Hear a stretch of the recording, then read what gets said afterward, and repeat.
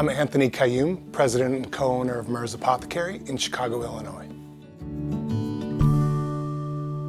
You know, I got into this business sort of unexpectedly. I was a religion major in college, of all things, kind of philosophy and sociology.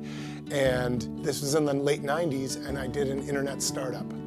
And it took off, and it was bought by Lycos, which was then like the big, no one had heard of Google, but Lycos was the big search engine. And I just got hooked with the idea of doing things on the computer and the internet. And so I kept telling my dad, someone should put Merz on the internet and make it a shoppable store, make it an e-commerce store. And he kept saying, you should do it.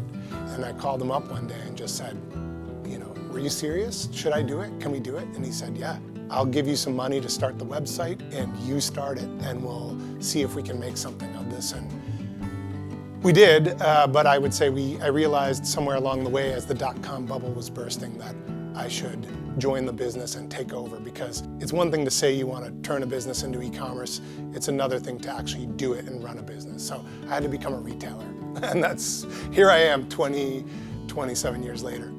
So we started the business as smallflower.com, partly because, now people take it for granted, but in the old days, if you couldn't spell it, there was no guarantee people would get there. There was no Google, there were no search engines that corrected your spelling. So we wanted something that was simple, and we started it as a separate business.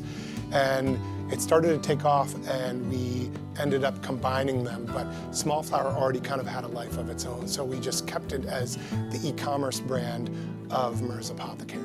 Managing the online store is a lot easier now than it was when I started it in the 90s, when there were no shopping carts and automated ways to do things. I started in my bedroom before I lived in Chicago, in New York, with no air conditioning. I just started entering products into a spreadsheet and found someone to help me put it on the web.